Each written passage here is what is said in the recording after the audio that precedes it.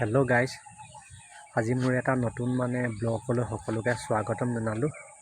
তো এইফালে গাইছে মোৰ বসন্তীখন দেখিছে, মই ৰানিং কৰিবলৈ আহিছিলোঁ।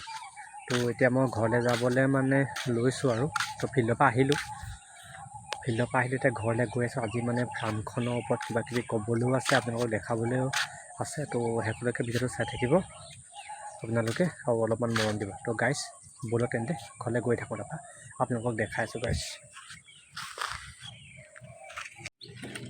গাইজ এইফালে চাব পাৰে পোৱালিখিনিয়ে ধুনীয়াকৈ দানা খাই আছে। ইয়াত আছে গাইজ 15টা পোৱালি। এইখিনি মেচিনত উলিওৱা পোৱালি নহয়, কুকুৰাই উলিওৱা পোৱালি। সিহঁতক মই বৰ্ডিং কৰি দিছোঁ, যিহেতু মুৰ্গীজনীৰ লগত পোৱালিখিনি দিলে পোৱালিখিনি ঠাণ্ডা পাই মৰি থাকে, সেইকাৰণে মই মেচিনত দি দিছোঁ পোৱালিখিনি। চাব পাৰে বহুত ধুনীয়া আৰু লগতে সুস্থ পুষ্ট হৈ আছে। আৰু ইহঁতৰ বয়স আজি 3 দিন। এনেকৈ মাছৰ কাৰ্টনতে ৰখা হৈছে।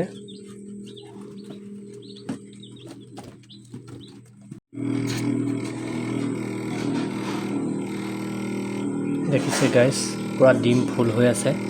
পোৱালি আৰু 2-3 দিনৰ ভিতৰতে পোৱালিখিনি ওলাব। তো পোৱালিখিনি ওলালে আপোনালোকক দেখাম বাৰু। এফালে পূৰা মেচিন ফুল হৈ আছে। ইয়াত হাঁহৰ ডিমো দি থোৱা আছে আৰু মুৰ্গীৰ ডিমো দি থোৱা আছে।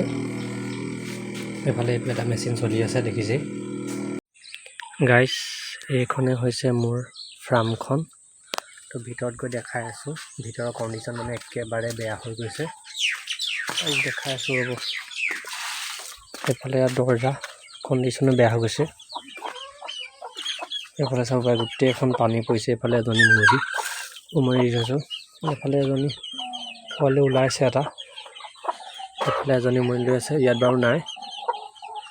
আৰু গাইজ চাব পাৰে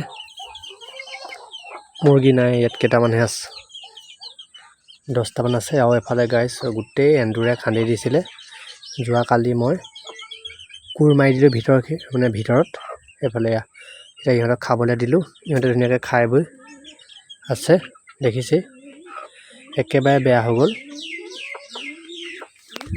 বহুতখিনি মেৰামতি গাইজ কৰিবলৈ আছে। তো ভিডিঅ'টো চাব আৰু শেষত এটা লাইক কৰি দিব, আৰু এটা মোৰ কাৰণে ছাবস্ক্ৰাইব কৰি দিব। ভাল ইনফৰমেশ্যন আপোনালোকক দি থাকিম। আৰু পোৱালি যিহেতু ওলাবই, তো সকলোখিনি দেখাই থাকিম। তো গাইজ আজিৰ ভিডিঅ'টো ইমান আছিলে। Bye bye. নেক্সট ভিডিঅ'ত আকৌ লগ পাম।